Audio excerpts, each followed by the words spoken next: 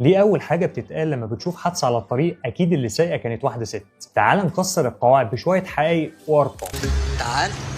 في سنة 2024 وزارة الداخلية سجلت أكتر من 12,000 حادثة، نسبة المتسببين فيها من الستات كان أقل من 10%، عدد السيدات اللي بتسوق آخر 5 سنين زاد بنسبة كبيرة، وكتير منهم بقى بيسوق عربيات أوبر وكريم ومكسرين الدنيا.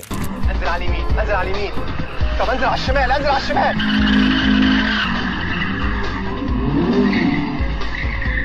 عارفين المقولة الشهيرة اللي بتقول إن الستات مكانها المطبخ؟ لا يا عم، مكانها دلوقتي على طريق وبتعدي مطبات أحسن منه. انت اللي غلطانه، الراجل واقف في حاله ان انا شايفك من بعيد، انت اللي داخله فيه. برضه حضرتك بتقولي ان انا اللي غلطانه في ايه حضرتك؟ بقول لك هو لو ما كانش راكن الركنه دي انا ما كنتش خبطته. لا مدام، اخبطه ليه يعني؟ هو اللي راكن غلط اساسا. راكن غلط فين يا ايوه فندم؟ حضرتك يعني لو ما كنتش واقف انا كنت خبطتك. انت لو ما كنتش راكن هنا انا كنت خبطتك. لا اكيد كنت خبطت حد تاني حضرتك. لا حضرتك دي مش مشكلتك بقى. يعني ايه مش مشكلتي؟ بغض النظر عن اللي أنت شفته اسمع دي. خد التقيلة.